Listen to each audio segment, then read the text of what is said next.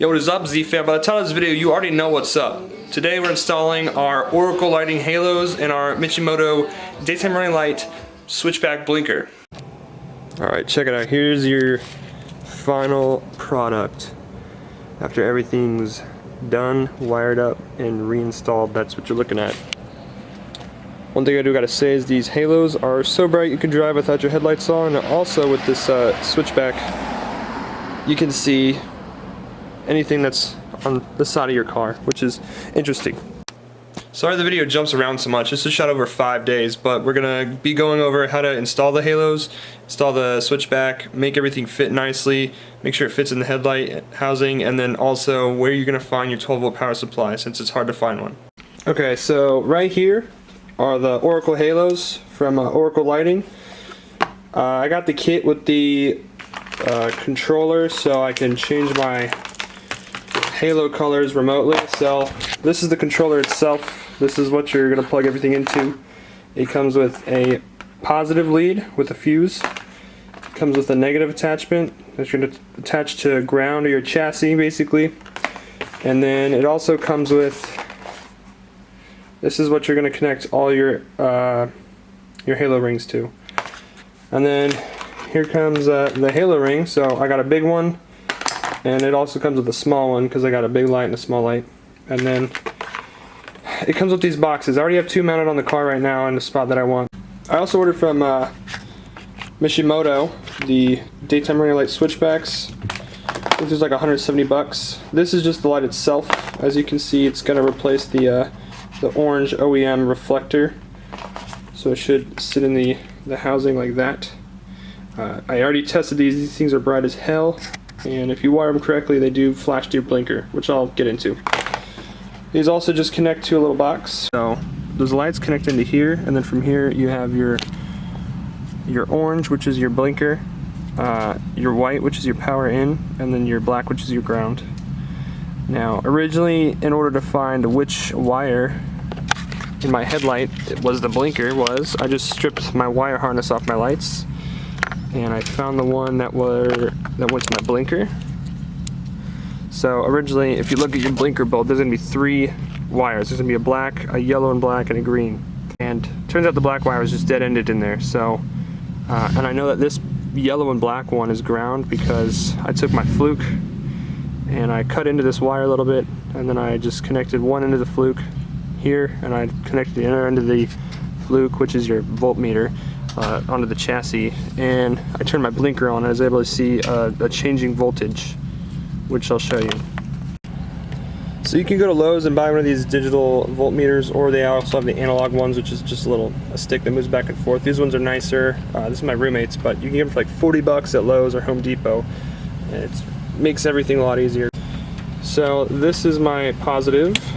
I have my negative lead attached to the ground wire. And when I take the blinker, so here's the green blinker wire. When I attach the red to the green blinker wire, you can see the changing voltage. My blinker is currently on right now, so the voltage is turning on and off, on and off. So you're going to see that it goes up and then it goes down. See? So that's how that I determined that the green wire attached to the blinker is the power in. Alright, here we are in the kitchen where my lights are currently taken apart. So the way you're going to mount your Michimoto switchback daytime running light is you're going to take the orange reflector out of this piece.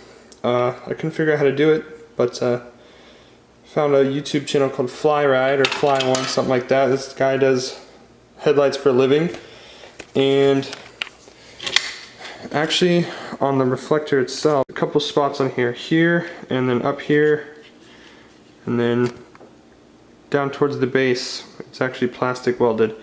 So what you want to do is take a razor blade and put it between the silver part and the reflector itself. Let me show you what I mean. Take your razor blade, hit the reflector, slide it between the reflector. You can't really see that. Slide it between the reflector and the chrome piece, and you just want to like make your way down and just kind of wiggle it like that, and you should pop this first one up. Same thing up here, just gonna stick it in, make your way down, and just wiggle it back and forth. And this reflector looks like one piece, it's actually two. So just carefully pry this off, and it'll just pop off. See, one half of it's gone.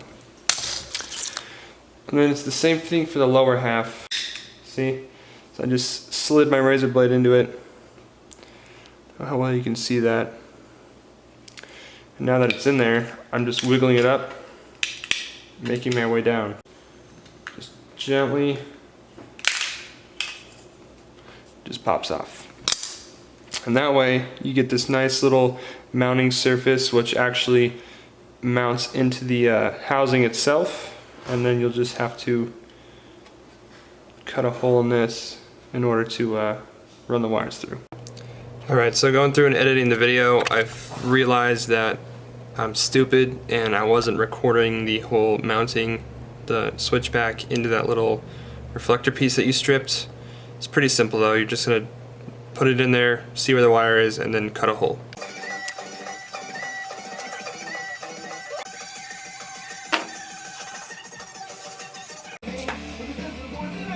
So this is the end result.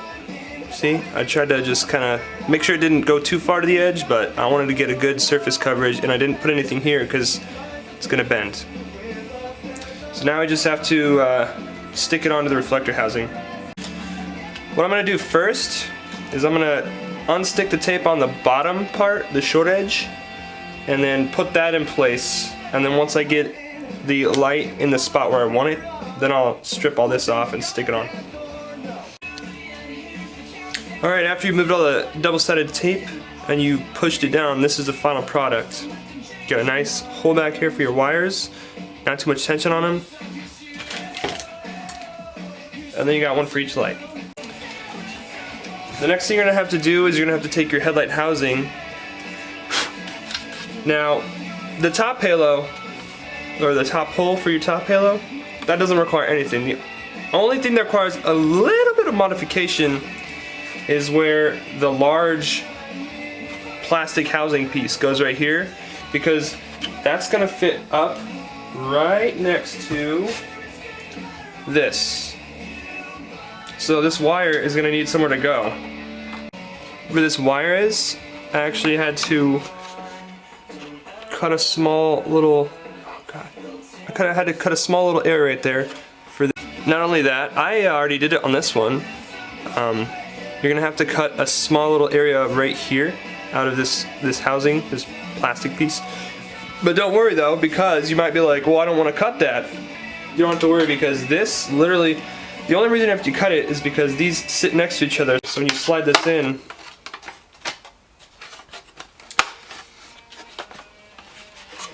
you're gonna have to have a little gap for the wire. Now nobody can see that because the reflector's gonna sit right here, or the daytime running light switchback.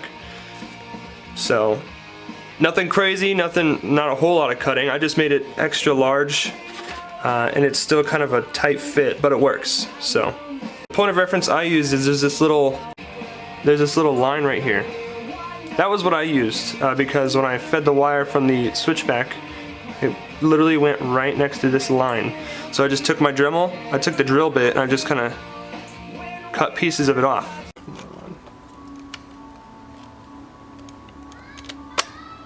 Boom. Check it. Check it out, see? Just Dremel on the inside here enough to feed the wire through, and then kind of cut back here. Watch out, don't Dremel into this screwdriver replacement, that's very important, but you can cut away the plastic around the screwdriver spot.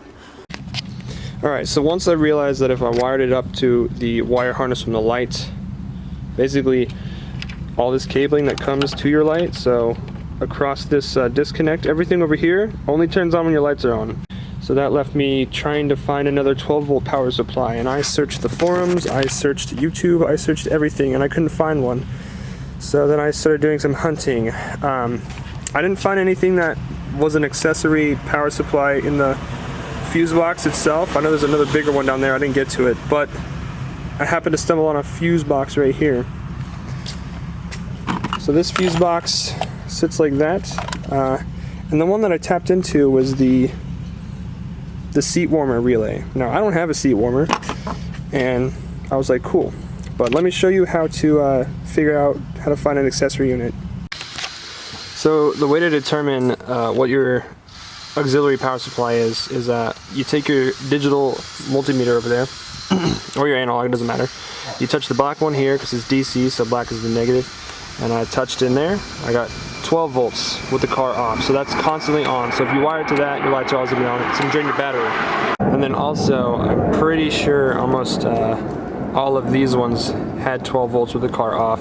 This one, it said 0 with the car off. So when I turn the car on, you know, you go in, you push it twice, you hit ACC on. I did the same thing, I came back to it, and then this one said read 12 volts. So I knew that this was gonna be my switch. So I took a male end because it's gonna slide right into that little relay, and crimped it on there. And you just plug it in. And now this entire cable that I've run across my bumper, because I'm gonna use it on the other side, this is now a 12 volt power supply. So as you can see with this little relay box down here, not the relay box, but the lighting box, I took my white power supply and I teep tapped it. Where is it? I teep tapped it into the 12 volts. So if you don't know what T-tap mean or know how to do it like I didn't at first, I'm going to show you. So first of all, you're going to want to take your known 12 volt wire and then just strip some of the insulation away. And then I just took a little tool that looks like this little spike, and I made a hole. See that? So I forgot to mention it, but you're going to want to strip quite a bit because watch what I'm going to do. Just twist it up enough to get a nice clean tip. You're going to pass it through the hole.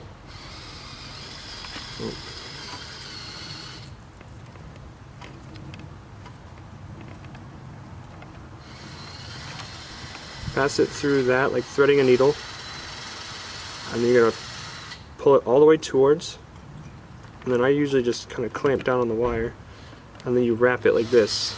This is how you're going to tap into other wires, and it makes a really good electrical connection as well as a strong mechanical connection. So that should be the end result. See, I just wrapped it around one side, wrapped it around the other one, and from here you get some electrical tape. Don't buy the cheap stuff, buy like some good quality brand electrical tape, like the 300, and then wrap this with electrical tape.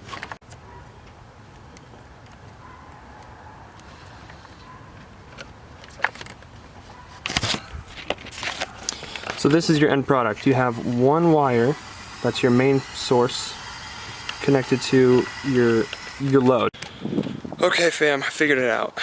I did the hard job, so when you do it, it's 10 times easier. Check it. Ready? Show you how I wired them up. Turn them off for you. Okay, so here is the color changer module with the little antenna sticking out, and I connected that to my 12 volt source, and then I also manufactured a new ground that's grounded the chassis, but the important part is right here. You see this tangled mess? Let me show you something. So this is kind of irritating, was what I was talking about. So you have these colored wires, the red, the blue, the green, and the black, which all go to your color changer if you ordered one. And then from each individual halo light, each halo light comes with one of these Oracle boxes, which is the color changer. I don't know why they didn't just wire 2 plugs that go to each one of the halo lights and then just had one of these wires coming out, because there's 2 boxes, right? So I had 8 wires on each side. So here's 8 and here's 8. Then I had to take each blue wire, green wire, red wire, black wire from these 16 wires. I had to take each individual wire and twist it to itself. So this is not the final product. I was just testing it and make sure it worked before I closed my headlights up. But if you can see here, there's 4 green wires, you know, 4 black, 4 red, 4 blue, And then once I shorted these wires together, I connected it to its corresponding color on the color changer. And that's how I was able to, that's just me testing if it worked, which it does. So now from here, now that I know that it works, I can remove the halos and actually put them in the headlights. Okay, now it is a couple hours later, and I finally got the headlights baked out of the oven, put back together, and boy, do they look great! Oh man, I still gotta put the blinker in on that side. That's why that's orange, that's clear. But look at these things, they came out awesome. The only problem I had is, looky here, I did a good job. When I was installing this fixture into the lens, that halo ring popped off, and I quickly glued it back on there. And I should have waited longer because, oh, check out what it did inside of the oven. But I'm not worried about it because from far away, you can't tell, and these look cool as hell. So the plan now is to go out to the car, get everything cleaned up, wrapped in tape, insulated, tucked away, and then tonight on New Year's Eve my car will be done. Okay, here it is. It's almost like it's not even installed. You really have to look. So that's where I ran everything from. That was my power supply, and I ran a 12-volt cord from here all the way around, wrapped it around, dead-ended it, and then with that ground that I made right there, I just put a wash over it and smashed the wire down. I also ran the ground all the way to the other side. So, best way to install these, probably, which is what I did, is you had the two wires, your power outs. You had these two ones, and then you had the two over here. I think it says in the warranty that if you cut the wires, you void your warranty. But that's stupid if that's the case. I'd have to read it. What I ended up doing was, I just, like back in here, I think it's right here somewhere, I just took this top one, and it extends halfway across the bumper. So I just cut it off, and then tapped this into here. So then I just had one wire. Same thing on the other side. I tapped the top one into the bottom one, so I only had one wire. And then with the extra bit that I cut off from the top one over here, crimped it here so I had extra. And then it made wiring it into the color changing box way easier because I just had two wires instead of four. So I'm not going to pull it out, but this wire right here, the power wire for the color changing box, goes to the two, one from each light, and that made everything easier. With the daytime switchback, there wasn't a whole lot of wires associated with that, so I didn't have to really do anything. Everything just kind of sits behind the headlight itself. You have quite a bit of room back there behind this. So I had room to just tuck wires, and then this rubber piece just hides everything. Overall, super satisfied. Just took a lot of time and effort, but it's totally doable. It's probably gonna be like a three-day project if you take your time. Let me show you why you should. Again, like I said, I had some issues with the glue in the oven, and I probably could have sanded my headlight housings more because the paint's coming up. But I'm not concerned that much with it. I really hate going into my headlights because it's just such a hassle, and you should try and do it as little as you can, because these headlights are not cheap. But yeah, check it out. So that's the daytime running light switchback and halo install for the 370Z from Michimoto and Oracle Lighting. If you found this video helpful, go ahead and give me a thumbs up. Maybe subscribe to the channel. I got like 2 subscribers, so that would be appreciated. Also, if you've done this a different way, easier than I have, go ahead and leave a comment for other people. It just helps everybody out. Later.